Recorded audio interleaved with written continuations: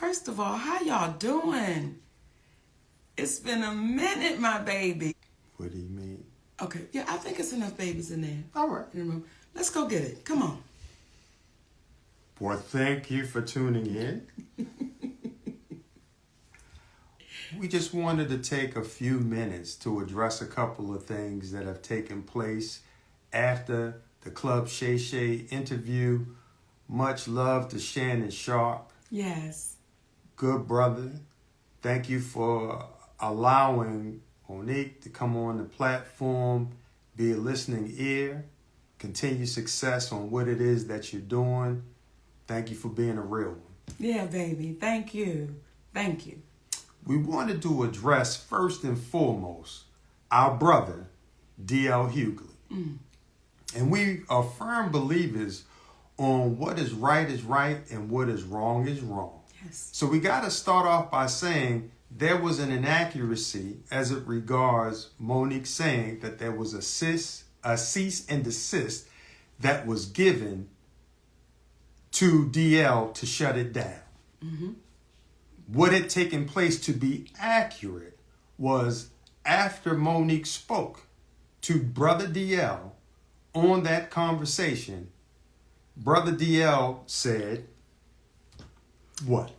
Well, after we spoke on that conversation, when we hung up that phone, the last thing he said was, "It is what it is." And I said, DL, then we're going to have to get our attorney involved. That's the last thing me and DL Hugley said on that conversation. And after having that conversation with Monique, we went and got our attorney involved, Attorney Anderson. At the time, there were some emails that were transferred back and forth between his side and our side, and it escalated to a point when we had our attorney on the email, whereby then finally DL said that he would scratch the interview. Yes. So it was inaccurate that a cease and desist had to be given. However, that was the next step, and that's what Monique remembered, because when I discussed it with her, we said that would be the next step. But to DL's credit, at that moment, when it had escalated, that's when he decided to shut it down. However, that is a bit different from how it seemed to have been communicated, whereby on the phone, they were having a conversation and it was kumbaya. Though he never used those words, kumbaya, It did not end with her being under the impression that this was going to be resolved and shut down. So we wanted to make that clear out of love and respect for Brother DL. And despite all the commentary that he gave, with all the crunches she be doing, the captain's in the front. I do. And I do. tell him. I'm a sneak snacker, baby. And she doesn't sneak when she snacks. Okay. Hey. But nonetheless, we wanted to be clear because at the end of the day, we black folks in this world of entertainment. And there was a level of harshness in his return that seemed a little bit exaggerated for the moment. And we wanted to make it clear, and I think Monique can do it best when she speaks in reference to what she meant while talking about DL in the past. You know, when I watched DL say, she went after my wife, she went after my daughters, I want to really be clear who I went after so that there's no confusion here. When I was on stage, when I'm on stage and we are performers, we are performing to the audience in front of us. When I was on that stage and I said it must be hard to perform oral sex. But differently. Okay, on a coward. That had nothing to do with Mrs. Hugley.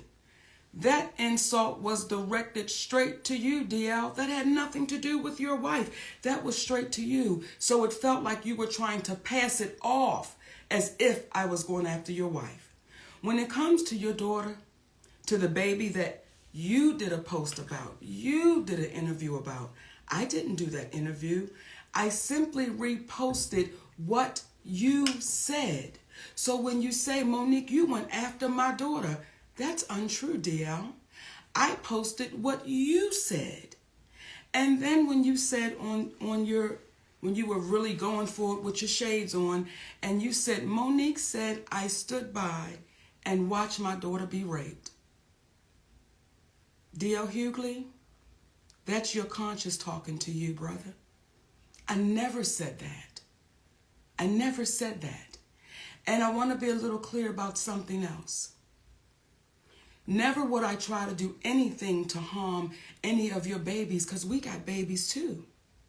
So never would I try to do anything to harm your children. However, what I was saying to your daughter and to the other daughters out there, I know what it's like for your daddy to know you've been touched and he not protect you, because my daddy did the same thing. That's what that whole point was. But I was showing why I would call you a coward, brother. I don't think it's brave that you didn't protect your baby. So when I said what I was saying, let me be clear to you, D.L. Hugley, it had nothing to do in reference to your family, and you know that. Now, when you were speaking and you were going off and you said, what did you say? She was so offended by the game we play, but you didn't say what the offense was. And that's the part for me that is disheartening, that you continue to try to trick and smoke and mirror our people. If you're going to say it all the way through. When you say family is sacred, you are absolutely right, baby. You're right. But when you say would my husband rather, and you co-sign your team of people doing that, well, isn't my husband sacred? So you got to be careful in your words, because the very words you use, DL, they're going to come back, and they're coming back to bite you, baby. And what I also said on Club Shay Shay, when I looked in that camera, I said, DL, I love you, brother. And I don't know if you didn't hear that part, but we really do. We love you, brother. And if ever you get courageous enough to want to have a conversation, we're always open to it, because doing that, it shows how our community can get better. When you're wrong, as we have said to you, hey, brother, we apologize on that one. Yeah, incorrect on the cease and desist. And I want to add one more thing. When you spoke in reference to your daughter being a reason why Monique stopped speaking about it, what you don't even understand, out of love for you, See, you can have a problem with your brother, but you're not going to take it out on the kids. And we respected the fact that she tried to defend you, but we got 3 big ass sons. That if we were to think about it in the same way that she thought about it, what would that be? But out of love for you, we're not going to go after your child trying to protect the father that she loves. But one could argue, based upon what you said about yourself, had you exhibited the same type of love and protection for your other daughter that your other daughter tried to exhibit towards you, there never would have been the commentary that you made about yourself. And I liken it to Brother Corey Holcomb, who I don't know. But I got a lot of respect for him because I heard him say something in an interview. He spoke about how Earthquake's son had came to one of his shows, and the young man was hesitant about introducing himself or reintroducing himself because of the rift between his father and himself.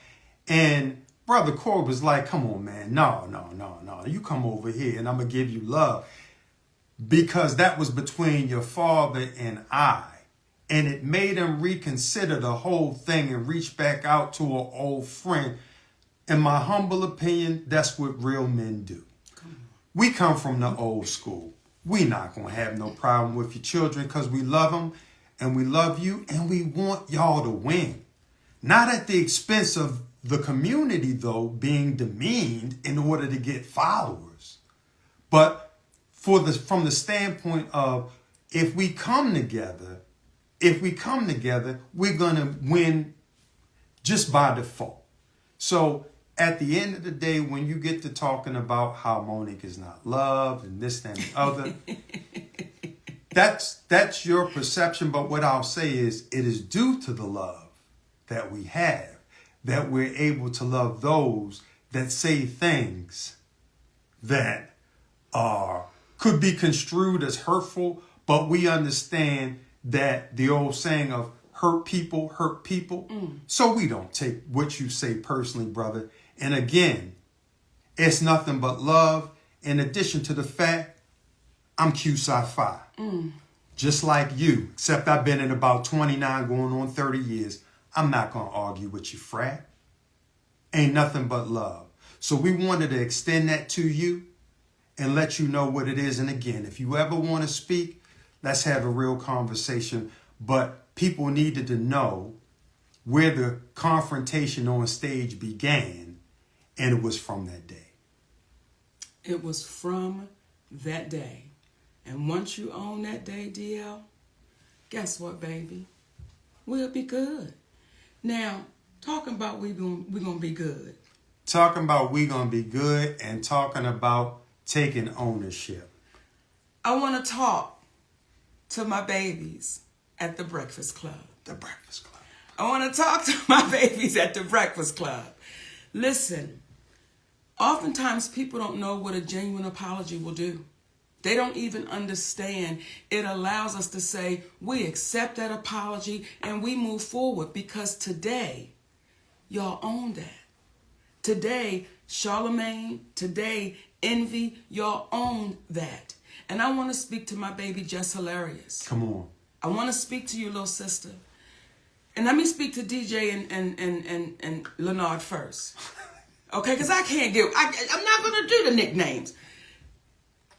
She's a beautiful asset sitting in that seat. Mm-hmm. And she's going to bring something very special to that show. And I know the community is agreeing with what I'm saying right now, because what that sister did when she sat in that seat, she was able to get y'all to see something and understand something that nobody could get you to see for years. For years. And just that baby sitting there with nothing but honesty. And said, no, we got to deal with this, y'all. We got to deal with this, y'all. You don't understand what that baby's bringing to that show. Because what she's not going to be bringing is, let's knock down, drag them out. Right is right and wrong is wrong. And because you babies owned it and you apologize. We love you. And we loved you then. Not mad. And want y'all to win. That's all. That's all. So if we start pumping out that positivity into our community, if we start speaking about the greatness that we are and the greatness that we're doing, guess what's going to happen? Now, do we still have to bring some to the mat and ring the doorbell ding dong? Yes, we do. But we don't love them no less, because at any given time, we could be brought to the mat. Ding dong. Well, we make it a point of not messing with people that's not messing with us. And we hope that today for you guys, the feeling that Charlemagne got, Brother Leonard received from the community by big upping him for apologizing. It's kind of like a movie we used to watch with the kids called Monsters, Inc., where they would go and they would scare the people for power. But then they found out laughter created more power. Y'all have the power to heal. Use it. Use it to heal. Use it to help folks. Don't hurt folks. Because what happens is, one of the greatest gifts we can have is going in our community and getting the love from our people. Forget Hollywood, because it's weird. Getting the love from our people. So we are proud of you. And I'm emotional about it, because I'm happy that y'all got an opportunity to do that for yourselves. And we love y'all, brothers and sisters. And just hilarious, keep that going. Keep that going, because you are a great addition, because there were others that would have sat in that seat and would not have said a word. So, nothing but love and respect for y'all. And one last thing. Thank you, Charlamagne, for not calling the brother daddy. Okay. Hey. Thank you for not calling me daddy. You did the right thing, and you didn't owe me an apology. It was Monique. So, we love y'all. You know, and we said before we came on that we was not going to be long, and we were just going to say, you know, what we needed to say.